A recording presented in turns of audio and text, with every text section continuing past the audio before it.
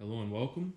In today's video, I'm going to be taking a look through my big box. It's this Husky 56-inch 23 drawer heavy duty or industrial box. And these are much higher quality than the standard Husky boxes. They have heavier gauge steel. The way I would put it is the regular Husky boxes are pretty garbage. I would put the US General above the regular Husky boxes by far. If I was gonna, this is the cheapest box I would get is the US General. The regular Husky boxes are definitely below the US General in terms of build quality. I would put the Husky industrial or heavy duty boxes above the US General though, somewhere up towards the Icon. I guess that would be debatable if they're Icon level of quality, but they do have a lot of nice features like this, you know, soft close drawers. That's kind of cool. I'm a sucker for that. But anyways, I like watching these types of videos because oftentimes I'll see or come across a tool that I didn't know about, and you know, nothing brings me more joy than going out and buying a brand new tool and putting it in my drawer to hopefully someday maybe use. There's a lot of drawers to go through and I want to take my time, but I also don't want to spend all day out here.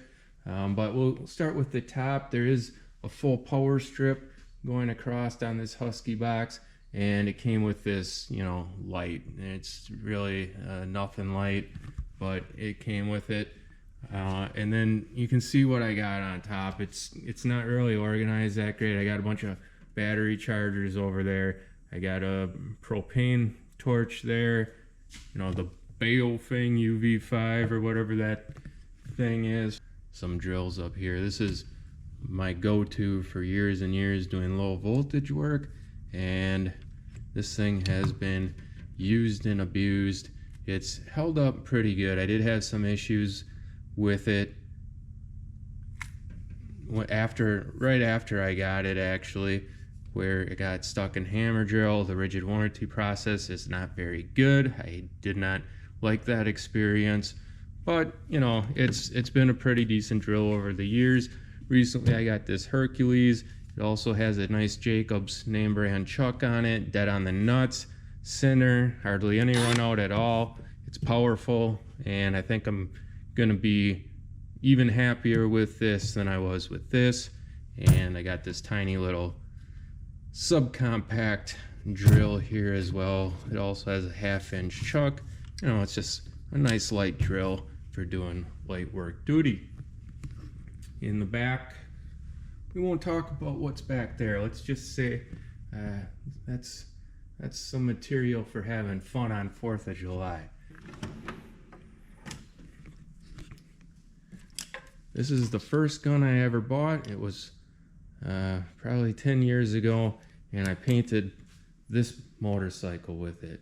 Now I'll show you what it looked like after I painted it.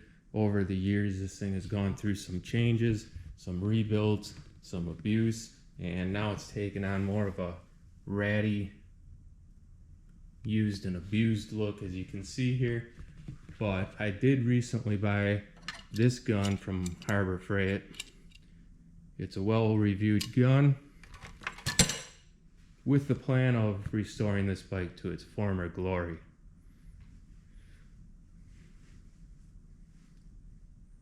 However, this ratty look has been kind of growing on me, so I'm not sure if I'm going to or not. I think I will. It's probably, I was planning on doing it this summer, but I'm going to leave it this way for another year, maybe 2, before I actually commit to bringing it back to its glory days. And then you can see I got some flats here, some putty knives, applying body filler, glazing putty, that sort of thing. Most of my paint and finish stuff is on top of that green cabinet over there, where I got all kinds of sandpaper, sprays, masking material, all that type of stuff.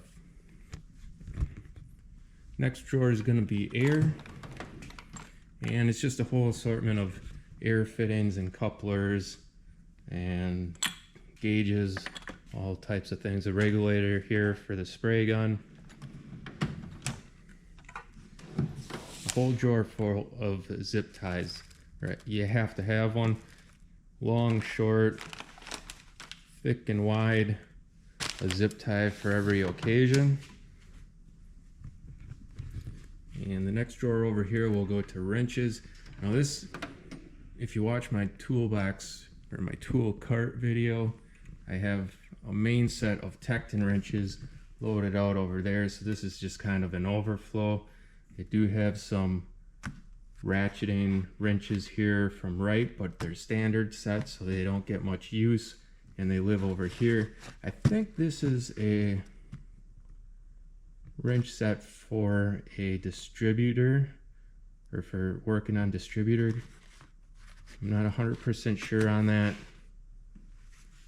And then of course you have to have your nut rounders.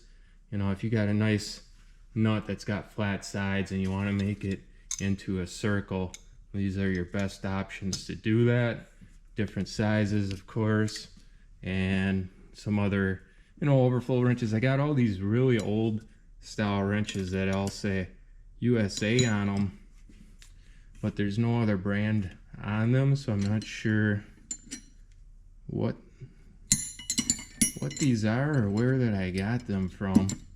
They just showed up one day. Nothing too exciting in there. Here's the pliers snip drawer again. This is mostly overflow. Just, you know, extra pliers and older ones that are worn out that I keep just in case I have an application where I know I'm going to be using or abusing them, or I want to weld something or hold something with a shitty pliers. I'm going to grab one of those.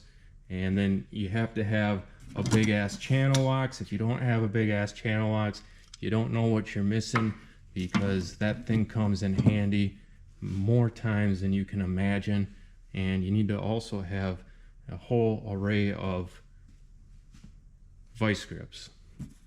This is a brand I've never heard of before. Here, let me turn the light on here.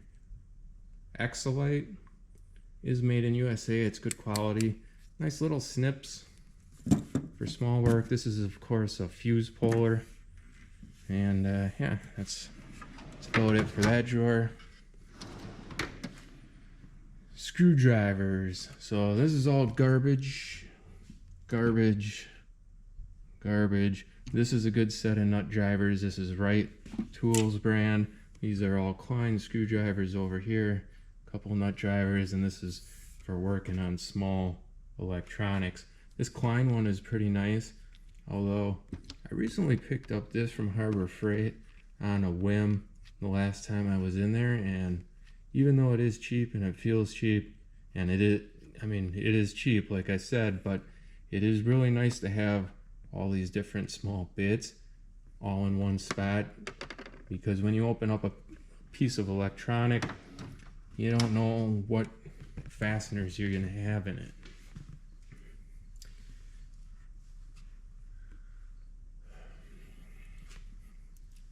Alright, now the shit's fucked drawer. The drawer that you never want to have to use. But if you have to use it, you're glad that you have it. So I got the Icon screw extractor set in here. I have not used this yet, but it is reviewed very well, and it does seem to be high quality. So if I do have to use it, I'm going to be confident. Whereas, if I ever attempt to use this thing, I would not be so confident. I'd be more worried about the extractor breaking off than I would be about successfully extracting the bolt. But I did pick it up anyway, just because it comes with some left hand or left turn drill bits. So if anything, I think I would use the left turn drill bits in this, and then use the Icon extractors to actually try to extract the bolt. And I have, this is another bolt extractor, although you do have to have enough of the bolt sticking out for this to grip onto it. The way that this works is, you can see this is cammed or offset, so when you turn on it, it grabs onto the bolt, and the harder you turn, the harder it grabs it.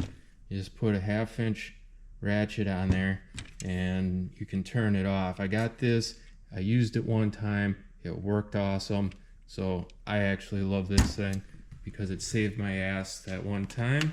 I had a bolt break off in a timing cover of a E150 van, and this, with some heat and some juice, got it out. So I do enjoy that. And then of course, this is an old set that I've had for years and years, a rounded off bolt and nut extractor. These are all standards, although some do also align with metric, but as everything is metric these days, I went out and bought this from Harbor Freight, and this is reviewed very well. I've seen some reviews from other mechanics on YouTube, and they use and abuse these and they hold up, and they've said also that they seem to work better. This type of cutout or this design works better than this more spiral fluted design. Haven't used them yet myself. Like I said, I'd be more than happy if I never use anything in this drawer again. That's not going to happen. The helicoil, and this is not actual helicoil name brand. You think I got that kind of money? I'm a cheap bastard. This is just a no-name brand off of Scamazon that goes by probably 20 different brand names. But if you need something like this, you know, there's no better option. I mean, there are other insert type threading systems out there. This is the one that I went with, and it has worked.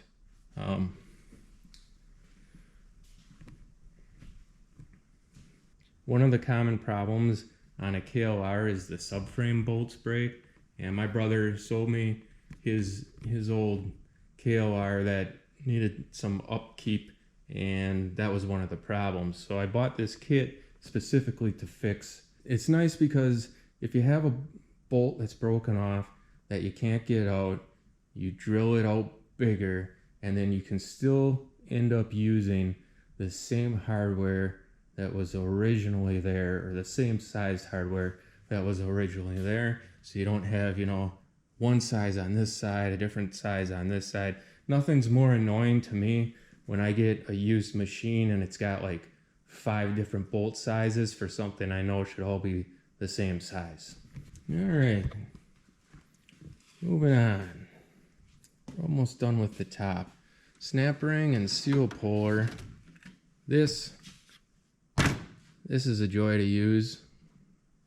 Seal puller. I mean, you can pull seals just by using a screwdriver and prying them out, but if you use this, it pulls a seal out way easier, doesn't mar up whatever surface you're prying on. I just really love this thing. And snap ring pliers. This also is a very good quality one. However, with that said, this doesn't work for a lot of applications just because of how bulky it is. Now, there might be other different tips that I could probably get for this to aid in that, but although I do like using it, I've found a lot of situations this doesn't end up working very well in. And then I also got this little one here, which I really like. It's high quality. It's made in Sweden. It says Vigor, BJ. So in, you know, small snap rings, I'll usually pick this one up. I'm looking to up my snap ring plier game though. So if anybody's got recommendations on what I should be looking at. And again, remember, I'm not looking to spend top dollar. I want the best bang for my buck. Files and chisels, all cheap garbage. Chisels, I'm never going to buy high quality chisels just because at some point I'm going to use them and abuse them, and ruin them. I mean, I do, resharpen them. You can see this one's been resharpened quite a few times, but I'm not into woodworking.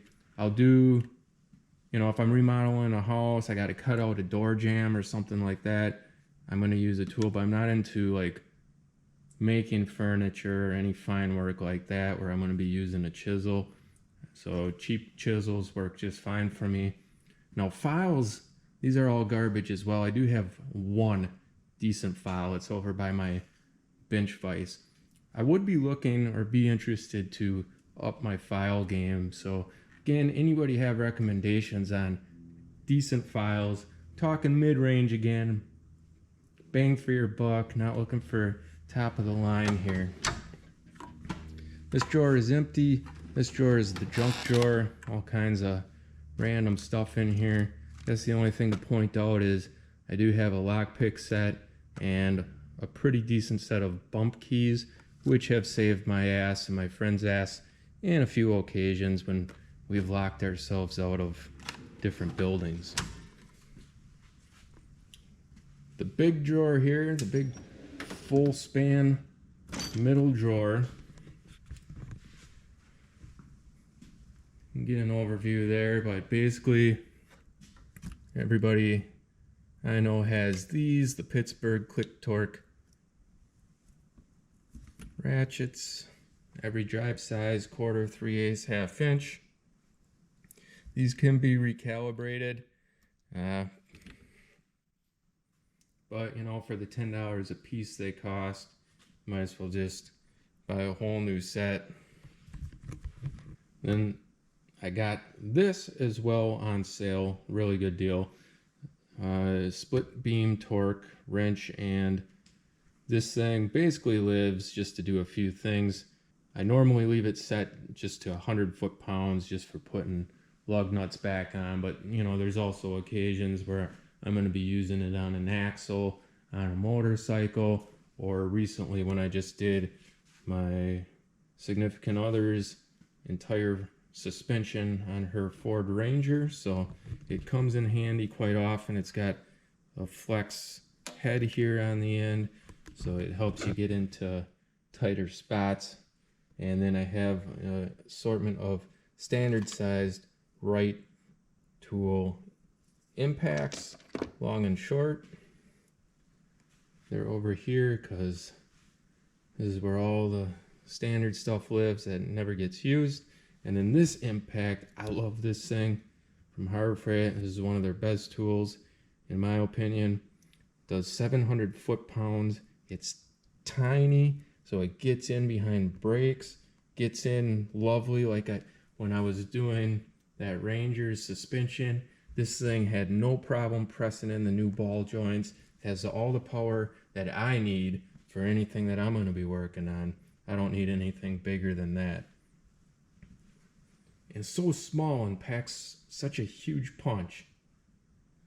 Now if I ever do get into something, a bolt that I can't take off, I have this to try. I have yet to use, but this is called a nut buster, and it's on an air hammer, and you put a wrench on it and you turn it with the wrench while you're hammering on it, and it's supposed to work better than an impact. Like I said, I've yet to use it, but the reviews, the people swear by this thing. So it's one of those things like, I can't wait to try, but I also, I can wait to try it. And then, of course, different chisels and hammers.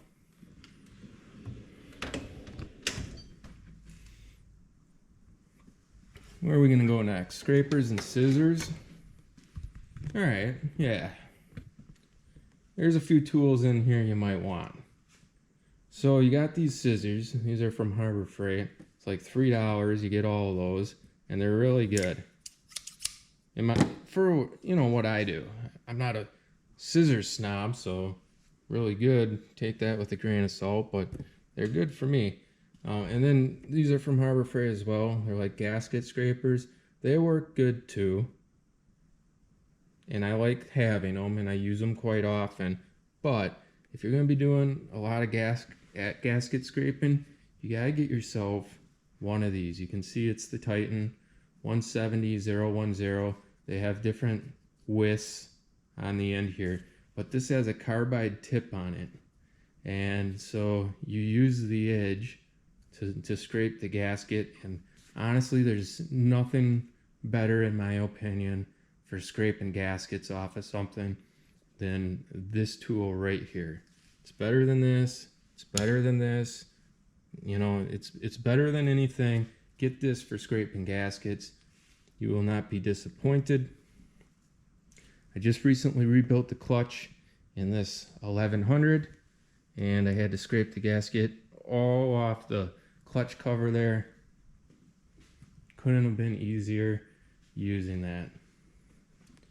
Then, of course, this is another tool that I'm not sure if everybody's gonna have or know about, but this is a plastic scraper, and you can get a couple of these with a whole sleeve of plastic blades like that for nothing on Scamazon, and it's perfect for scraping things on surfaces that you don't want to mar. Now, the other thing in here that I highly recommend everybody has is one of these. You want a good quality one.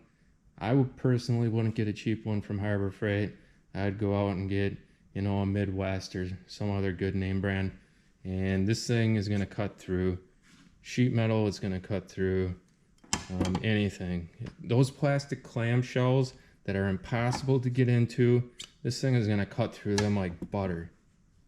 Siding, anything you need to cut, that thing's going to cut.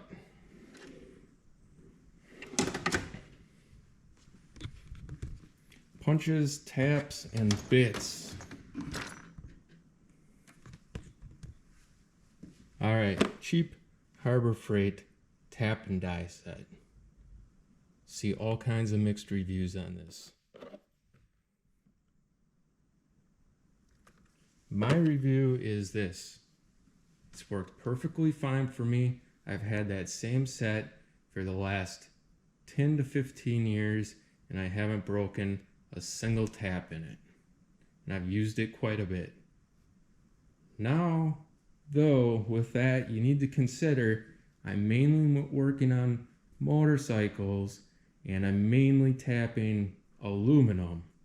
So your mileage may vary depending what you're working on and how hard you're abusing them. Because I can definitely see them not lasting. You know, they've lasted me so far because they're getting light duty use from me basically. But hey, you know, for the price, I'm not gonna complain about them. And maybe I just got a good set. Who knows? I got a roll pin punch set. This is a cheap set I just bought for, honestly, I'm not gonna say why I bought it. Changed my mind on that. Pew pew, pew pew pew. All right, and then I got some cold chisels, some other punches, some hooks, center punches, tweezers. These are from Harbor Freight, stainless steel. Just recently pulled a tick out of my dog with that one. Some more taps, some owls.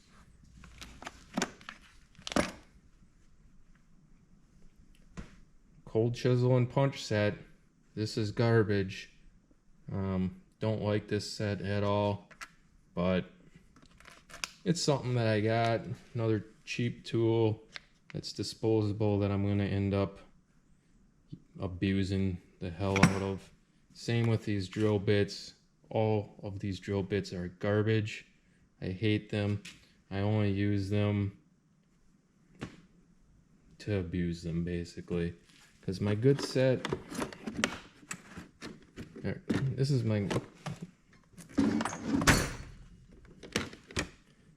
good set. It's skill. We got wood ones, masonry, and wood metal over there. So if I do need to make a nice hole in metal, I pick up my skill bits, because if I try to use one of these bits in metal, I would literally be trying to drill the hole the entire day. I really should just toss those. Over the years I have mixed in good ones though, so you can see some of these black oxide ones. Those are actually decent drill bits. All those titanium coated drill bits, garbage. That's what you get for buying a cheap set of drill bits.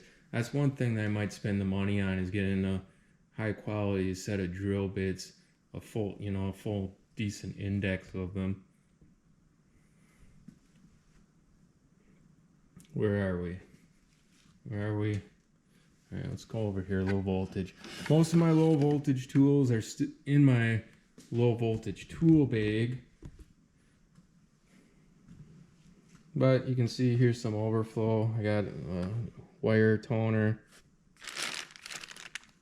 crimpers, some silicone, RJ11 and 45 crimpers, some RJ45 ends, punch saw for drywall. Most of my low voltage tools though are in my tool bag. And here is bike tire scope. So in this drawer, mostly motorcycle stuff. Here is another snap ring pliers. This is a special one for getting into brake calipers on these bikes to rebuild them. It is garbage though. I mean, look at how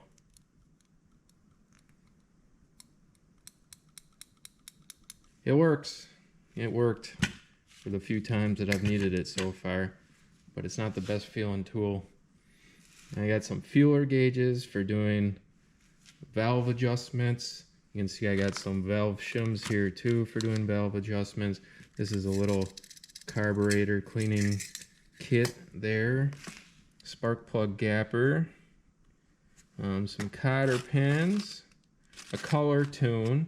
So if you don't know what a color tune is, that it allows you to look down into the cylinder with the engine running and with it sparking in there, so that you can adjust the carburetor to get the color of the flame in order to get the most performance out of your engine, you know, to get your carburetors set right and get the most performance from them.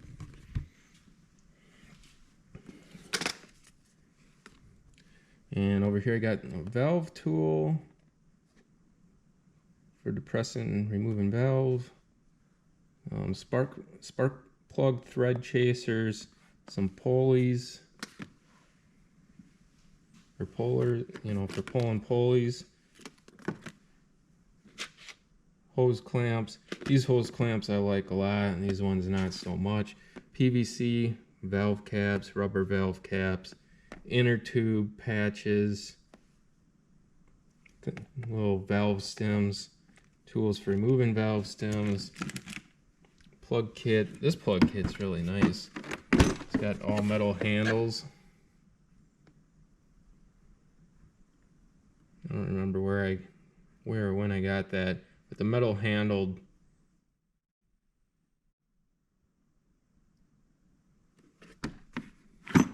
I like a lot. And then these tire spoons, these, if you're gonna be changing rubber on bikes, are the best tire spoons you can get. I've tried to use the full-size tire irons. I can get a tire changed in half the time using 2 of these little spoons than I can with 3 full-size tire irons. So I highly recommend it. I don't know what it is, if it's just the shape or what it is, but like half the time, just these 2 right here, and I can change rubber on a motorcycle wheel. And I got, the plastic protectors for protecting the rim. This also holds, the one side in place while you're doing it. And this is for aligning a chain with a sprocket. That's what that's for. And this is for lubing a cable. So like your clutch cable, here on the motorcycle. You take this out, put this on it. You can spray your lubricant right in that hole, and it will all run down into the cable, because if you don't keep your cables lubed, the cable wears out, it rusts and it wears out a lot faster, and then you're downtown and your clutch cable breaks in stop and go traffic. Ask yourself how fun that is, trying to hit neutral without a clutch and then starting out and taking off from a dead stop without a clutch. How fun is that? I can tell you, it's a lot of fun.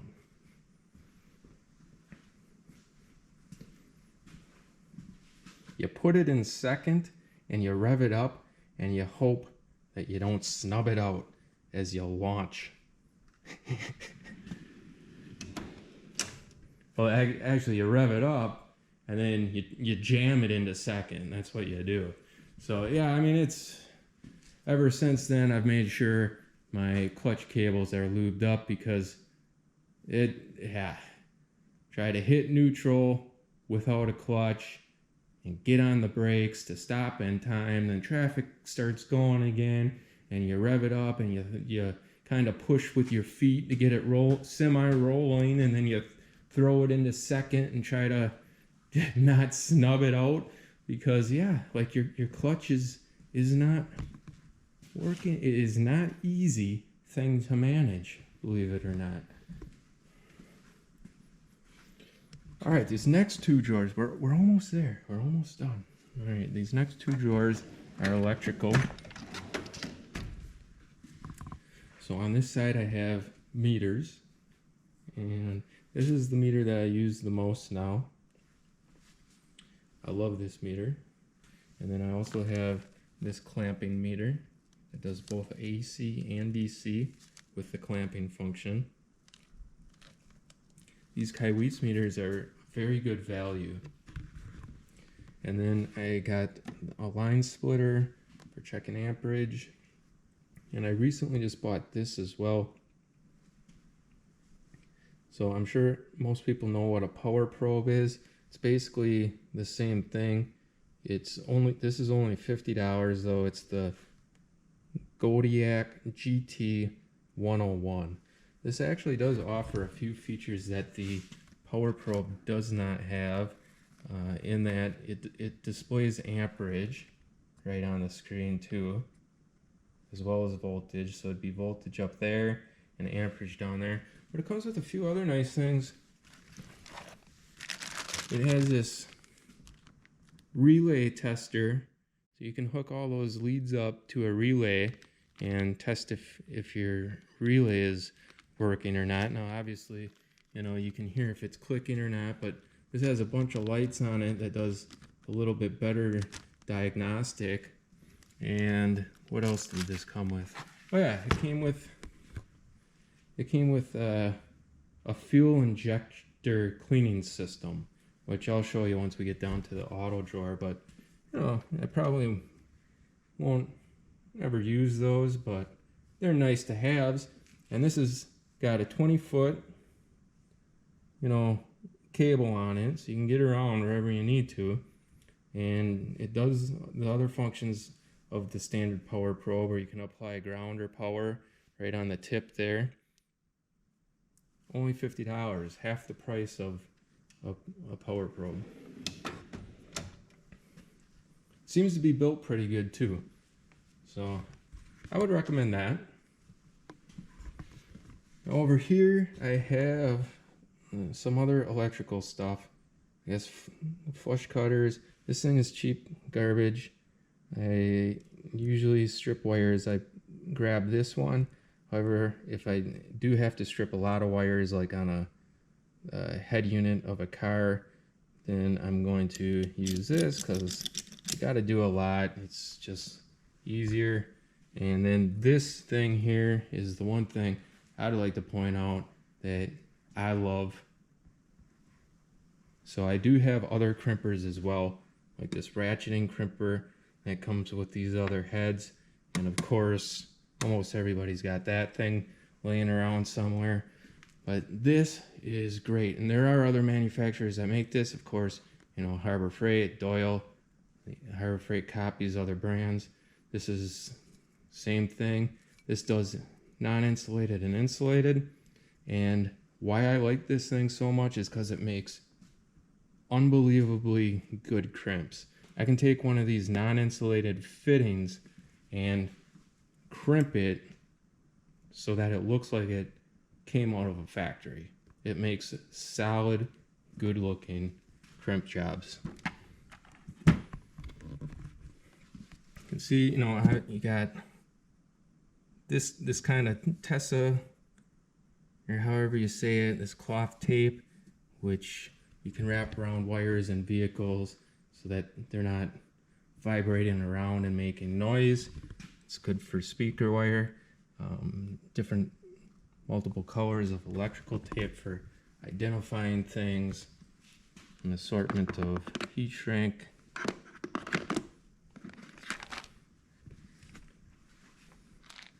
Solder on splices. Everybody says this is the way to do things now. I don't think so. I'll tell you what. I've read some research online that says in vehicles you want to use crimped connections because solder does not hold up in vehicles as well as a crimp connection does. The vibrations that happen in a vehicle will deteriorate the solder and it'll eventually break over time. This is probably going to be a debatable topic, all right? But Google it. You come to your own conclusions.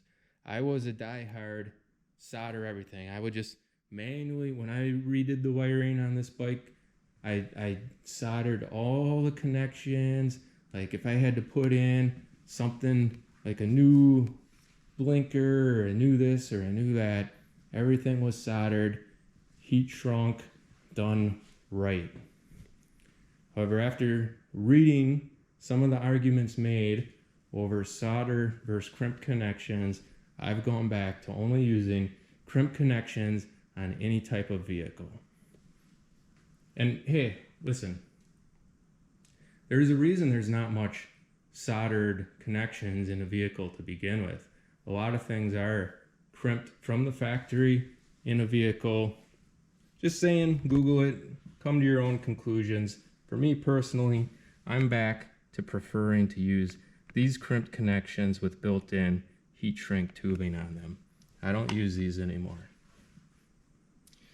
Then I got some Wago lever nuts, some random diode that I needed at one time, a Shelly relay switch. I want to change my ceiling fan into a smart ceiling fan. I'm going to use that. Here's the auto drawer. You can see I got some vacuum gauges,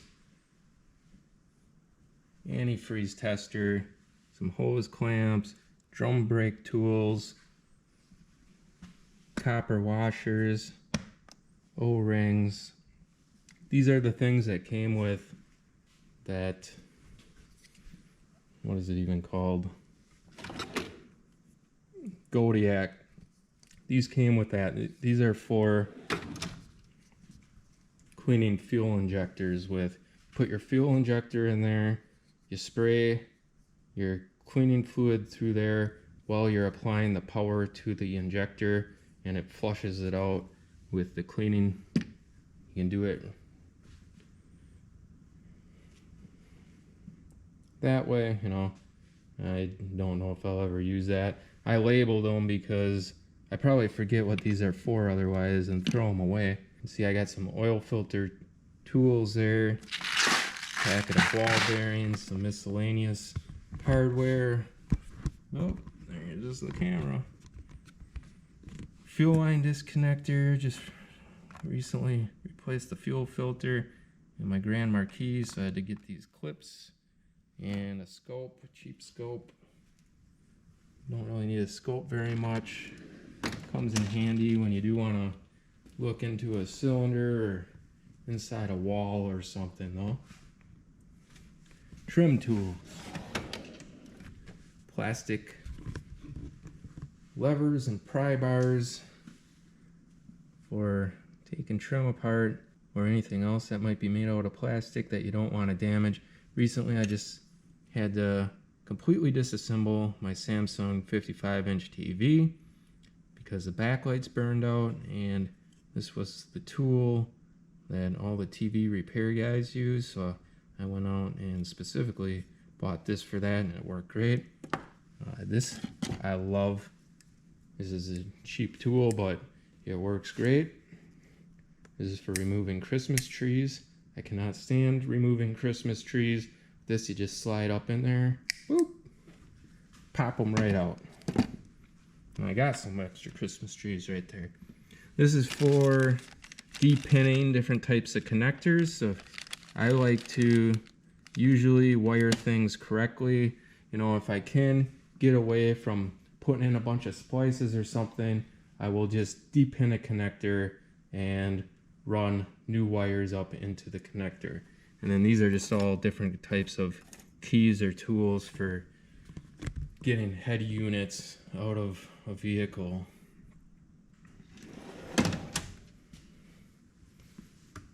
Auto, they're already in there. There's nothing in that one.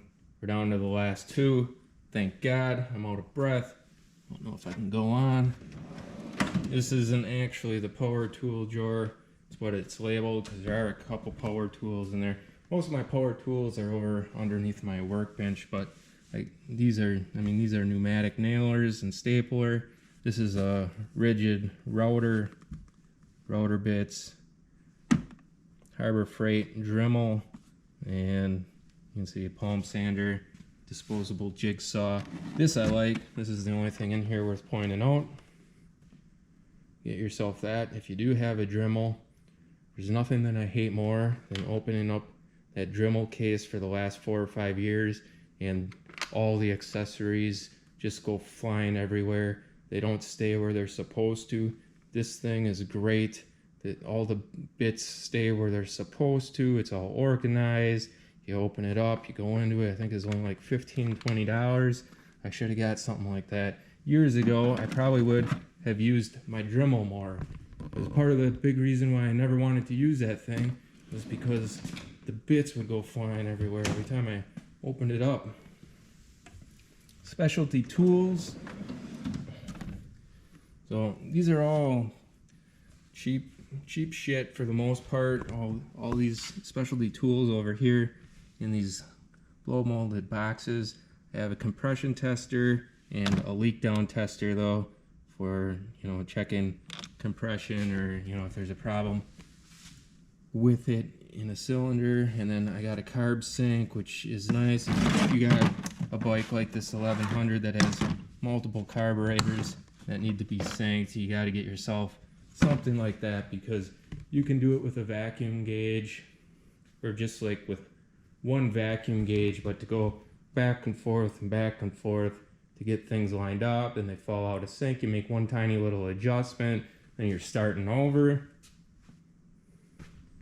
Save yourself some time.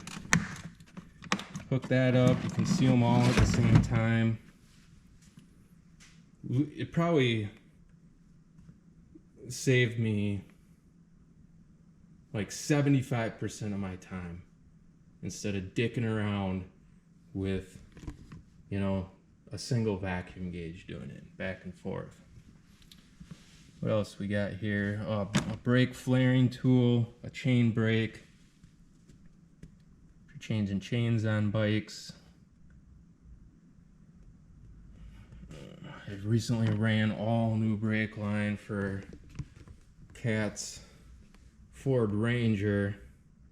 Removed all the old shit, cut my hands all up, pulling it out from within the frame where it was all ran the whole new one back up in there, all nice and beautiful in the same spot and the holders that the old one was. Did a nice job of it. Got this I just bought for doing a reverse bleed on that thing after I did run the new brake line. Although I do also have a Mighty Vac, which I usually use to bleed brakes. But I wanted to try to do a reverse bleed, so I bought that. That thing's all made out of plastic. It'll probably last a half dozen times, maybe a dozen times if I were to guess, but it's not a like permanent tool. Timing light, a decent compression tester, some suction cups that I bought for fixing that Samsung TV, and then here I have a set that I'll probably never use 'cause never gonna work on anything that big, but that's got a 3/4 inch. Is that 3/4 inch? What is that? I don't even know. Yeah, 3/4 inch drive. Right tools. Got that as a gift. I mean, it is a nice, it's an expensive set of sockets right there, but I'm never going to use anything that big. Also, it's standard, but who knows? Maybe someday I'll get a tractor or something. I can use some of those. But that does it. That does it. Hopefully you guys saw a tool in there or two that piqued your interest and has you on Scamazon right now, or you know, thinking about adding to your collection. If not, at least give me some advice on upping my game with either snap ring pliers or files. And remember, I want bang for my buck. I can find the top of the line shit. I don't want to pay the top of the line dollar though. I want a good middle of the road, bang for the buck type tools, because that's what I'm all about. I'm a cheap bastard. And look, I'm not working on stuff professionally, right? I'm just a guy that likes fixing his own stuff. I'm not doing this to make money. I just like collecting tools and fixing my own things and saving money. I look at it like I buy a tool, I use it one time, it's paid for itself. At least that's what I tell myself to feel better about spending so much money on these things. Anyways, thank you all for watching. And as always, you have a great day.